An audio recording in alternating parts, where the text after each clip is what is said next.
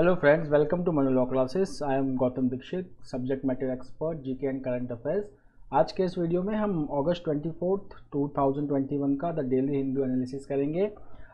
जैसा कि हम हर वीडियो में करते हैं, our editorial analysis will be at the last once we complete the whole newspaper. So most of the news in today's newspaper is the continuation of what we have done last few days. So over here, Modi non committal on Bihar teams demand for caste census. तो ये caste census की बात हो रही है और हर जगह देखा जा रहा है from parliament to the state level that across the party line the whole political party all political parties, they are supporting that we should have the caste census so that we can actually determine the number of OBCs or the socially and educationally backward classes in India. अगर हम देखेंगे कि last caste census हमारे पास जो available है आज, तो वो कौन सा डेटा हमारे पास अवेलेबल है। So it was done in 1931 हमारे पास वो डेटा अवेलेबल है। So the last caste census was done in 1931। अब यहाँ पे एक मंडल कमीशन की बात हो रही है कि that caste census can open the Pandora box and there can be oppositions to the various reservations. So यहाँ पे एक ये है कि कास्ट सेंसस से the political parties are saying कि ऐसा नहीं है कि there will be backlashes because of the caste census, but we will actually get to know the exact percentage of different caste in India. उसके बाद यहाँ पे जो हमने कल न्यूज़ पढ़ा भी था, अब एक डेट दे दिया गया है by finance ministry to Infosys that they have to fix that online portal for income tax by September 15। उसके बाद अभी भी एयर लिफ्टिंग चल रही है और एयर लिफ्टिंग जो है 75% are still to be air lifted from Kabul. इसमें से जो 46 हैं दे आर अफगान हिंदूज 6। अभी तक के ये समाचार हैं। आप लोग को अगर मैं आप एक इन्फॉर्मेशन यहाँ पे दूँ, Afghan Sikhs and Hindus. So this community is there in Afghanistan before independence. Independence के पहले से even the Afghan Hindus, they helped Subhash Chandra Bose to escape from Afghanistan to Germany when he was in house arrest, and then when he got out of house arrest, and then he traveled to Afghanistan, then he traveled to Germany, and then he traveled to Japan. Okay, now over here this news is about that tit for tat. So हमारे exporters जो हैं वो काफ़ी सारे countries से tariff barriers and duties के मामले में there is discrimination so which hurts our export. So the commerce ministry has ensured the traders that the India will take suitable actions against those who are putting obstacles to restrict India's export. Then this news is coming, this is important news. Russian stealth frigates to come in 2023. तो stealth का मतलब होता है कि which cannot be detected by radar. So the frigate is of Kriva class. It is being supplied by Russia. And it is the part of the 4 Krivak और तलवार class stealth frigate. इसमें से जो 2 फ्रिगेट्स हैं वो हम Russia से directly import करेंगे और जो 2 फ्रिगेट्स है it will be built at Goa shipyard limited, which can be one liner question for your AILET. The second important thing is that this frigate will have BrahMos which is supersonic cruise missile. Supersonic का मतलब होता है that the speed of match 5 कहते हैं हम लोग, MACH match 5. Mach 1 मतलब equal to the speed of sound. उसके बाद मैच 1 के ऊपर कुछ भी है that means that it is higher than the speed of sound.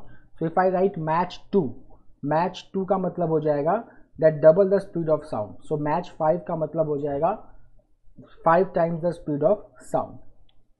उसके बाद the protest can not handle the traffic says supreme court.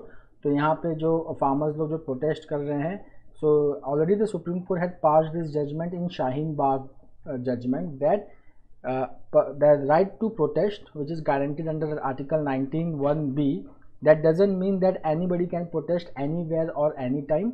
the protest should be at the designated place so that the traffic is not hindered. उसके बाद दिल्ली का एक important news आ रहा है। Smog tower Connaught place में, दिल्ली का एक iconic place है, वहाँ पे लॉन्च किया गया है। And Supreme Court had order the Delhi government to build the tower by 2020 and now it has been build. इसका इम्पॉर्टेंट रोल क्या है? To curb the pollution, to curb the pollution. अब ये काम कैसे करेगा? तो इसमें there are 2 chambers, the first is the upper chamber and then we have lower chamber. So the upper chamber, it will collect all the pollutants in the atmosphere, then there will be filters, so this pollutants will be filtered out and then the clean air will be blown out from the bottom through fan. अब हम news की तरफ चलते हैं। Modi non committal on Bihar team demand, ये वही demand हो रही है कास्ट सेंसस की। So the government right now is not committal that when they will conduct this caste census. Okay, so it's a political issue. Then Bhima Koregaon 2018 में हुआ था। यहाँ पे there was the meet. After that the violence was followed. So certain people are being were arrested under the Unlawful Activities Prevention Act. And now the NIA, National Investigation Agency, has filed a draft charge in the NIA court. Then the Ministry of Culture, it has introduced some changes in the website called as knowindia.in.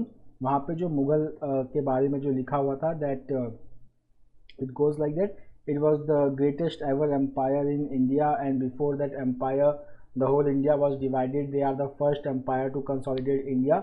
So a person known as Ratan Sharda, who has written a books like Secrets of RSS, The Sangh and Swaraj and RSS 360, he objected to this and later this was pulled down. उसके बाद Corbett tiger reserve, यहाँ पे पहले आपको ये समझना चाहिए what is NTCA. NTCA is National Tiger Conservation Authority. It is headed by Ministry of Environment, Forest and Climate Change, not the Prime Minister. And this NTCA has been asked by the court, the Delhi High Court, to take the steps to avoid any construction in Corbett Tiger Reserve. Now this Corbett Tiger Reserve, it is in Uttarakhand and it was the first national park of India. Now a new initiative by the Health Ministry. First of all, who is the incumbent Health Minister of India? Mansukh Mandavia. Now over here the participants of vaccine trial, एक होता है vaccine लेना, okay, so those are called as vaccine recipient. Vaccine trials मतलब जब भी कोई vaccine या दवा लॉन्च होता है तो उसके पहले उसका फेज़ 1, फेज़ 2, फेज़ 3 ट्रायल होता है to study its efficacy and immunogenicity ये 2 चीज़ को टेस्ट करने के लिए होता है phase 1, phase 2 and phase 3 trial. Okay, तो जिन लोगों ने इन ट्रायल्स में पार्ट लिया था उनको अब सर्टिफिकेट दिया जाएगा। They can download the certificate through CoWIN portal और through Aarogya Setu, digi locker और उमंग एप्लीकेशन। उमंग एप्लीकेशन कौन से मिनिस्ट्री का एप्लीकेशन है? It is of ministry of electronics and information technology.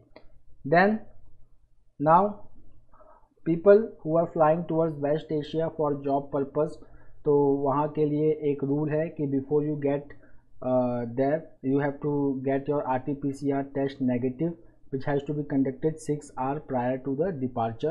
So majorly people, what they are doing the testing at airport, but the fees at airport is very exorbitant. It is around 4,000. Now army's new bid in Kashmir to win youth of militancy. यहाँ पे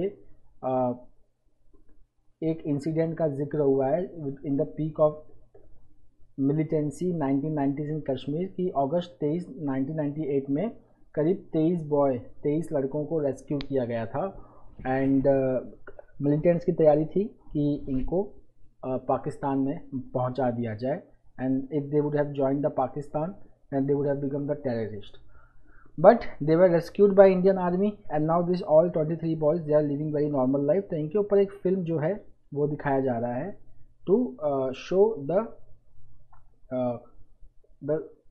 that why the youth should not join any militancy in Jammu and Kashmir, क्योंकि वो जो life होता है बहुत ख़राब होता है. Then here the important thing is about our railway minister. So the railway minister reaffirms Odisha ties with Jan Ashirwad Yatra. Jan Ashirwad Yatra is the एक political party से associated है, जहाँ पे जो newly inducted ministers हैं they will go into their constituency and they will interact with people to politicians contact को बढ़ाना है. But यहाँ पे जो personality की बात हुई है वो है Ashwini Vaishnaw. He is our incumbent union minister for railways, also communications and electronics and information technology. ये राजस्थान से हेल करते हैं, बट ये एक IAS ऑफिसर रह चुके हैं और इन्होंने ओडिशा में सर्व किया है. खास करके ओडिशा में 1999 में सुपर साइक्लोन आया था, जिसका जिक्र आज के एडिटोरियल में भी है. उस सुपर साइक्लोन में इनका जो रोल था, एडमिनिस्ट्रेटिव रोल था, वो बहुत ही इम्पोर्टेंट था, and which won him laurels and still people remember him. उसके बाद no extension for evacuation warn Taliban. अब ये जो न्यूज़ है वो US से रिलेटेड है कि there are many Afghanis and who are stuck in Afghanistan. ये अफगानीज जो हैं इनको डर क्या है, बट इनको डर ये है कि because they supported USA during the US occupation of Afghanistan. Now US is going to evacuate or leave Afghanistan by August 31st 2021. उसके बाद उनका फ्यूचर क्या होगा, they are very uncertain about that. Now to evacuate these type of people and many foreigners also, it is not possible that this evacuation will be completed by 31st August 2021, which is the date which Joe Biden, the 46th president of USA, had announced. Now they need extension, but Taliban has warned that they are not going to give any extension, and if they stay beyond 31st August 2021 there will be consequences. Then just a news that US grants Pfizer vaccine full approval, triggers new mandate. ये बहुत ही important है. देखिए, जितने भी vaccines को approval मिला, it was under emergency use authorization, not a normal authorisation, emergency use authorisation के लिए. बट फाइजर US का पहला वैक्सीन है जिसको फुल ऑथराइजेशन मिल चुका है अब. ओके, अब इसका बेनिफिट क्या होगा, देखिए. जब एमरजेंसी यूज ऑथराइजेशन का मतलब होता है कि अभी भी कुछ लोगों का इसके प्रति एमरजेंसी वैक्सीन के अगेंस्ट कुछ लोगों के अपने थॉट्स थे, they were not confident enough to take the vaccine. But once the vaccine gets full authorization, it means now it is 100% safe. So now it will trigger more people to get inoculated. Now coming to Panjshir Valley, ये अफगानिस्तान में है और बहुत ही strategically located है. इसका entrance जो है बहुत ही नैरो है, and if somebody goes and get located themselves in Panjshir Valley, it means that now they are safe, because if Taliban wants to enter the Panjshir Valley, it will be through very narrow corridor, and if the Taliban tries to enter, then people in the Panjshir Valley already residing, they can target Taliban and they can kill the forces. Now in this Panjshir Valley, the thing is that resistant forces who are denying the Taliban's rule, they are living over there. Some of them are very famous. Ahmad Shah Massoud, he is the son of former warlord of Afghanistan who fought against Taliban. Then former Afghanistan Vice President Amarullah Saleh, who declared that he is the acting president after Ashraf Ghani left Afghanistan. So this is the strategic location of Panjshir Valley. So this last line is important. The valley is guarded by a narrow gorge. Gorge means a very narrow valley. दो mountains के बीच में ये जो V shape होता है ना, इसी को हम वैली कहते हैं. अगर ये वी शेप बहुत ही नैरो है, like very narrow, like a steep wall, then we called it as a gorge. So this very narrow gorge.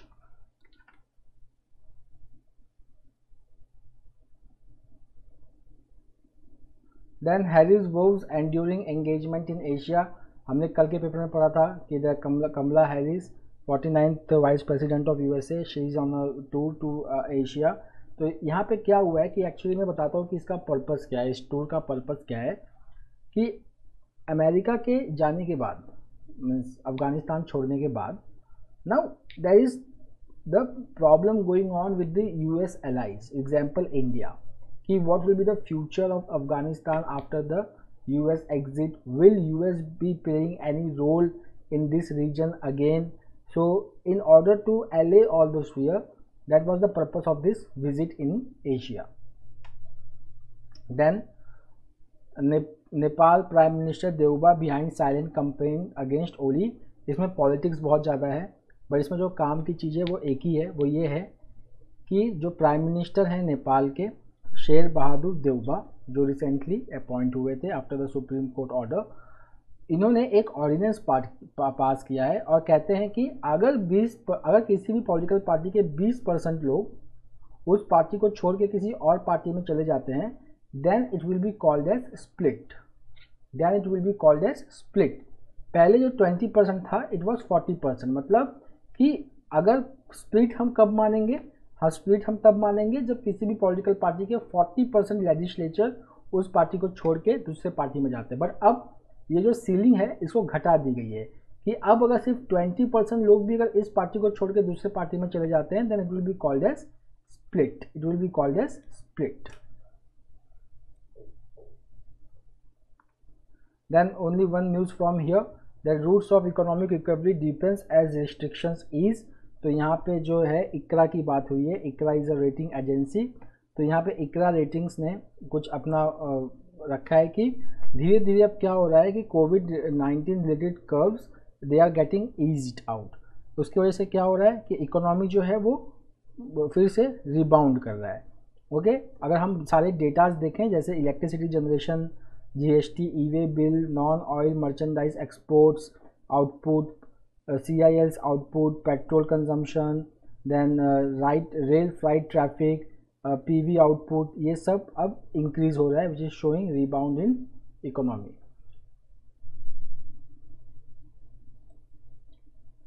उसके बाद RBI panel, the Reserve Bank appointed committee has suggested 4-tier structure for urban cooperative banks. तो this is important. तो यहाँ पे 4 tier होंगे। Tier 1 मतलब 100 करोड़ तक की डिपॉजिट, 100 से 1000 करोड़, टियर 2 1000 से 10,000 करोड़, टियर 3 अबाउट 10,000 करोड़, टियर 4।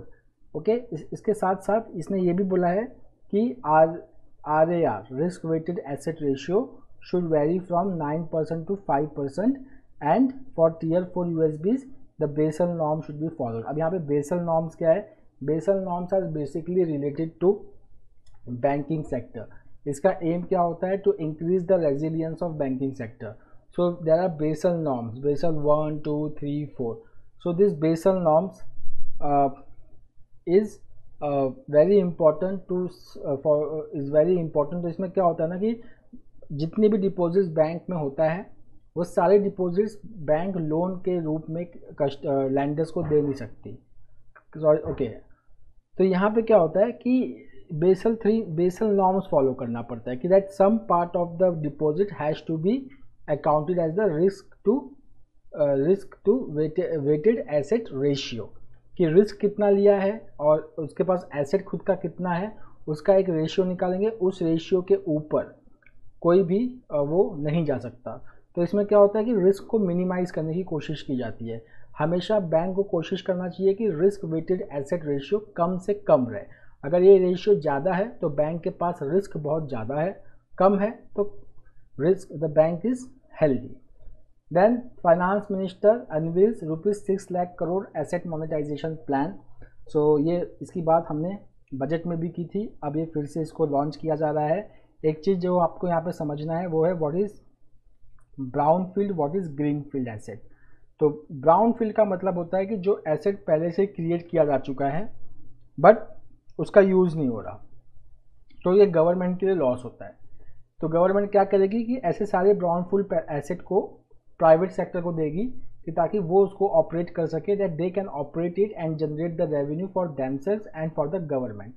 और the government can do is that give the asset to the private sector, let them have the profit, and after some time they can give that asset back to the government. So it is a type of public private partnership.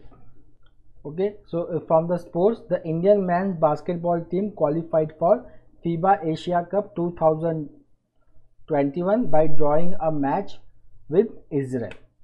उसके बाद एक और है कि कभी कभी one liner question पूछते हैं, जीके बेस्ड क्वेश्चन पूछते हैं कि डुरैंड कप किससे रिलेटेड है। So Durand cup is associated with football, it is associated with football.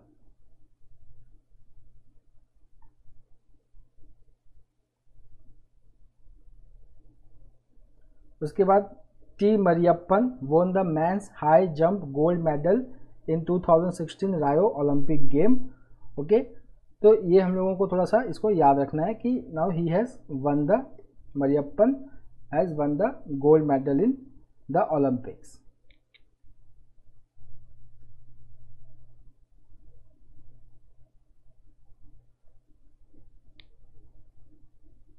यहाँ पे नॉमिनेशन हुआ है hockey federation player of the year awards के लिए। तो यहाँ पे आप देख सकते हैं कि कौन कौन लोग नॉमिनेट हुए हैं। तो मेंस हॉकी टीम के हरमनप्रीत सिंह और female counterpart Gurjit Kaur, they have been nominated for the player of the year award. फिर उसके बाद गोल कीपर ईयर अवार्ड के लिए एक नाम जो गया है, टीम में से एक नाम है प्रिया श्रीजेश फॉर मेन, और वुमेन में नाम गया है सविता पुनिया का। उसके बाद rising star of the year award के लिए विवेक प्रसाद एंड शर्मिला देवी। जब ये अवार्ड अनाउंस होगा then we have to follow that award. अब हम एडिटोरियल पे आते हैं।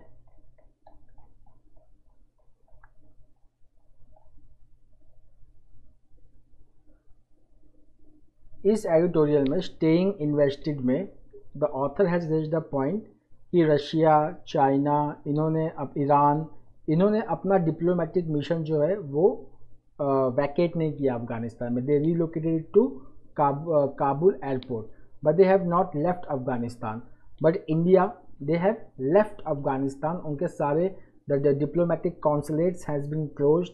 सारे डिप्लोमेट्स इंडिया आ चुके हैं, सारे पर्सनल्स इंडिया आ चुके हैं। उसके बाद अफगान सिक्स इन सबको लाने की बारी हो रही है जिनके पास लॉन्ग टर्म वीज़ा है। तो here the author is raising the point that was it good to leave Afghanistan so fast? Same thing India did in 1990s, but तब conditions अलग थे, but अब conditions थोड़े से अलग हैं। तब Taliban was not in the mood to share the power, but now Taliban is craving for, or Taliban wants the legitimacy of its power. So here the author is raising the point कि ये इतना जल्दी भी निकलना वहाँ पे सही नहीं था, क्योंकि अब अगर हम देखेंगे तो अफगानिस्तान में इंडिया का गुडविल बहुत ज़्यादा है। इंडिया का जो इन्वेस्टमेंट है इंफ्रास्ट्रक्चर डेवलपमेंट और सोशल इंफ्रास्ट्रक्चर डेवलपमेंट में, वो भी बहुत ज़्यादा है। So exiting the Afghanistan so early was not the right decision. उसके बाद यहाँ पे एक फैक्चुअल इंफॉर्मेशन मिलता है कि what type of emergency visa is being granted by India to the Afghanistan people who want to come India. So that visas name is e emergency X miscellaneous visa.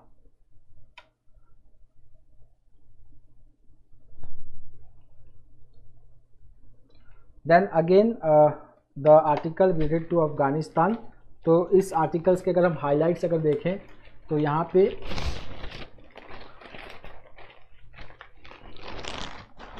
जो बात हुई है ये है कि यहाँ पे ऑथर ने पहले तो कैरेक्टर ऑफ अफगानिस्तान को कंपेयर किया है, आज का कैरेक्टर और तब का कैरेक्टर। तो अगर हम कैरेक्टर की बात करें तो वही सब कि इन अर्लियर अवतार Taliban, they were following the Sharia laws, Muslim laws, which has led to the denial of human rights. Then the next point is that about the departure and after. तो यहाँ पे जो है कि यहाँ पे बात हो रही है कि अफगानिस्तान में जो आर्मी थी उसने रेजिस्ट क्यों नहीं किया तालिबान को। सो द ऑथर सेज कि जब एक बार यूएस ने डिक्लेयर कर दिया अपना एग्जिट का टाइम कि that they are going to exit Afghanistan by August 31, 2021, so there was no motivation left because the payment, the infrastructure, arms and ammunition all were supplied by the United States. Afghanistan government का ये काम नहीं था। So they knew that their main supplier is going to exit Afghanistan after August 31st. They were not sure about the future and they didn't know that what they are protecting. So in that case the Afghanistan forces, they did not fight to save the democracy. Then the next is about the warlords कि warlords why they didn't take any actions. तो अब क्या है कि warlords जो हैं वो action लेंगे भी नहीं, बिकॉज कि अफ़गानिस्तान में बहुत कुछ चेंज हो चुका है. पहले क्या था कि पहले अफ़गानिस्तान में कोई इंफ्रास्ट्रक्चर नहीं था, कुछ नहीं था. नाउ द वॉरलॉर्ड्स आर कि वॉरलॉर्ड्स पहले तो they have been replaced by the younger generations. Now this younger generations they want to live peacefully in Afghanistan. So because of that this thing the mood to fight has somewhat faded. Second thing कि US के intervention के बाद अफ़गानिस्तान के infrastructure में, education में थोड़ा change आया हुआ है. So because of this now everybody is looking for a comfortable life rather than fighting life or insurgent life. So that's why now Taliban is also aware of these facts, and that's why Taliban is also pushing for forming the broad coalition government with the other warlords and Hamid Karzai, and that's the change which has been brought by this US intervention. Then coming to this article is very important, Taukte Yas and planning for the next. इस article में author ने बहुत ही अच्छे से disaster management के बारे में discuss किया है. यहाँ पे ये बताया गया है कि साइक्लोन तौकते और साइक्लोन यास की हम बात करें तो जो मई 17 और मई 26 को लैंडफॉल किए थे on the western and eastern coast respectively. So any type of cyclone is damages the infrastructure, agriculture sector, houses. फिर लोगों की जान तो जाती ही जाती है.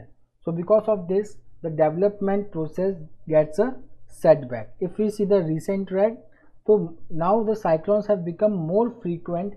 Around 5 to 6 tropical cyclones are taking place in Bay of Bengal and Arabian Sea. इसके वजह से अगर हम देखेंगे तो यहाँ पे एक वर्ल्ड बैंक का डेटा है. That the world bank and United Nations they estimate that around 200 million city residents would be exposed to storms and earthquake by 2050 in India. उसके बाद अगर हम इसकी बात करें कि कहाँ पे कितना साइक्लोन आता है, सो अगर हम 1891 से लेके 1891 से लेके 2020 की अगर हम बात करें तो 130 out of 313 cyclones 130 cyclones have been labeled as severe cyclonic storm. उसमें से 31 cyclones वेस्टर्न कोस्ट में आए थे और 280 cyclones ईस्टर्न कोस्ट में आए थे. उसके साथ साथ अगर हम साइक्लोन्स की बात करें तो ओडिशा ने सबसे ज़्यादा विटनेस किया है cyclone which is 97, followed by Andhra Pradesh, Tamil Nadu, West Bengal, then Gujarat, then Maharashtra, Goa और सबसे कम केरला ने. उसके बाद अगर हम किसी भी डिज़ास्टर का इकोनॉमिक कॉस्ट की बात करें तो वो बहुत ज़्यादा होता है. So you see that the cyclone it is 15% of total natural disaster which is happening in India. उसके बाद अगर आप किल की बात करोगे तो साइक्लोन जो है they are the second most expensive in terms of the cost incurred in damage, accounting for 29% of the total disaster related damages which is just after flood 62%. then अगर हम लिथैलिटी की बात करें कि सबसे ज़्यादा डेंजरस कौन सा है तो अर्थक्वेक और फ्लड के बाद साइक्लोन सबसे ज़्यादा डेंजरस हो जाता है इंडिया में. उसके साथ साथ अगर हम बात करें कि हमें देखें तो कुछ सालों में जो कैजुअलिटी है वो कम हुई है. तो वो कम इसके लिए हुई है because we have focused on early warning systems, cyclone forecasting and better disaster management. उसके साथ साथ एक इम्पैक्ट और है कि साइक्लोन की वजह से क्या होता है कि जो गवर्नमेंट का डेवलपमेंट फंड है वो फिर डाइवर्ट हो जाता है रिलीफ और रिहेबिलिटेशन के लिए. तो this puts a lot of pressure on the government. अब हम आते हैं उड़ीसा पे कि उड़ीसा में जैसे मैंने डिस्कस किया 1999 में सुपर साइक्लोन आया था. बाद में उड़ीसा ने इसके ऊपर काम किया. Orissa improves it's disaster warning system in coastal districts, construction of evacuation shelters in cyclone prone districts. Okay, then Odisha set up the disaster management authority and conducted regular cabinet meetings for disaster preparedness and building the Odisha disaster rapid action force which has helped it to fight the cyclone and minimize the impact of cyclone.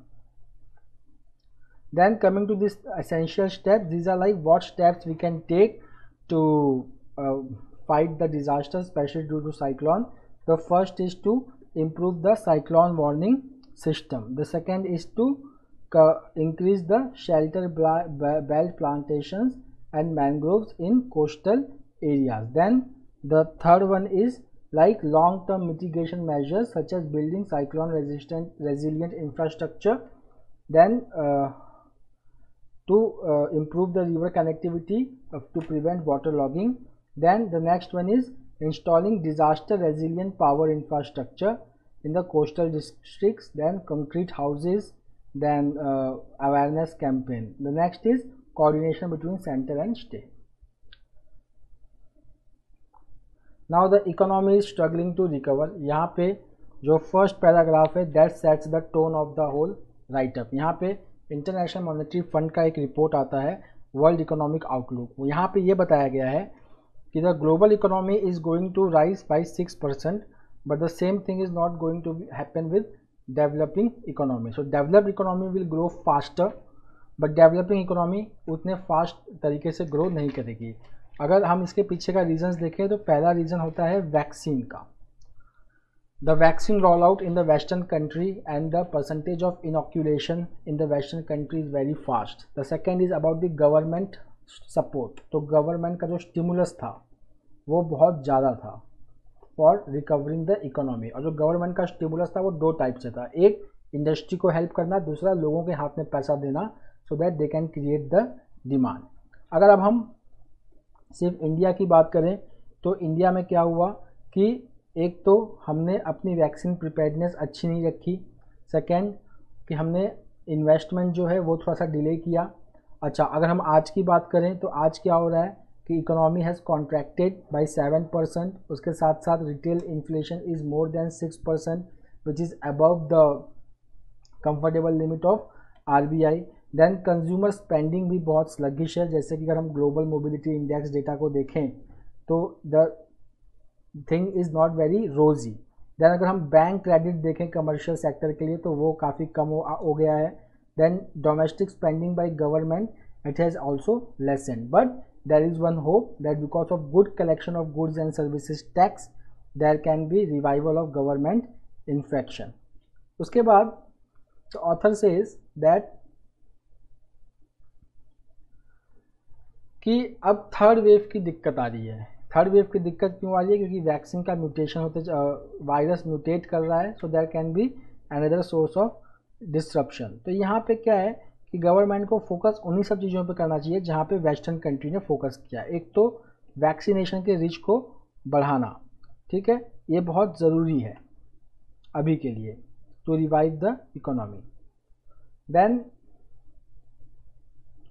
Finding a healthy way to cook. इस article में author ने ये दिखाया है कि जब तक हम affordable way of cooking which is cheaper and available to rural household and poor household in India, तब तक चेंज नहीं आएगा. हमारे पास स्कीम्स पहले से ही हैं to supply LPG connection to every household in India, but they have not been successful. इसका जो रिलेशन है वो वुमेन एम्पावरमेंट से बहुत ज़्यादा है. कि अगर आप देखेंगे कि हमारे कंट्री में वुमेन के वर्क को प्रोडक्टिव नहीं माना जाता है. So there is a tendency that even if the houses which have LPG, what they do is that snacks and tea they will be prepared on LPG, but rest of the food is being prepared on cow dung or firewood, again causing lot of pollution and problem to women. तो इसका एक reason author ये कहती है कि इसका reason ये है कि रूरल एरिया में एक्सेसिबिलिटी नहीं है LPG का इतना. सेकेंड, दाम बहुत ज़्यादा है. ओके, कनेक्टिविटी का प्रॉब्लम है. So that's why unless and until we solve this problem we cannot ensure that women have access to safe cooking. अगर इसको हमें दूर करना है तो हमें क्या स्ट्रैटेजी फॉलो करना चाहिए? So the strategy which we should follow is कि हमें थोड़ा सा डाइवर्सिफाई होना होगा. Why to focus only on LPG? Why not to focus on solar cookers, smokeless chulhas, biogas plants, electric cookers, which can solve the problem of accessibility and rising LPG cost. अब यहाँ पे कुछ government के programmes हैं वो हमारे लिए important है एक है the national programme on improve chulha which was launch in 1984. Then PAHAL scheme which was launch in June 2013 for supplying LPG connection to rural household. Then Ujjwala one scheme, Ujjwala scheme for supplying LPG connection free of cost to BPL families. And now we have Ujjwala 2 जो Ujjwala 1 में cover नहीं हो पाए थे, अब वो Ujjwala 2 में cover होंगे. And second, the migrant people will be covered in Ujjwala 2. ये एक छोटा सा न्यूज़ है about what is happening in Brazil. Brazil के प्रेसिडेंट हैं जैर बोल्सोनारो. उनकी ग्रिप जो है वो कंट्री पे काफ़ी बढ़ गई है. अभी उन्होंने एक प्रपोजल रखा था. उस प्रपोजल में इन्होंने EVM मशीन्स को रिप्लेस किया था पेपर बैलेट से, पर उनका ये प्रपोजल डिफीट हो गया. जब से वो इलेक्ट हुए हैं तब से उनकी जो पॉपुलैरिटी है वो घटती जा रही है. खास करके कोवैक्सीन प्रोक्योरमेंट के टाइम कोवैक्सीन ने जितना डिमांड किया था उससे ज़्यादा पैसा उन्होंने ऑफर किया. उसके बाद से इनके ऊपर एक फाइनेंशियल स्कैंडल और करप्शन के चार्जेस लग गए हैं. Then he is the admirer of military. इनके जितने भी most of the ministers are former military generals. So this is all about that he is being now termed as elected dictator. So that's all for today. Let's meet tomorrow again with the daily news Hindu analysis. Best of luck everyone.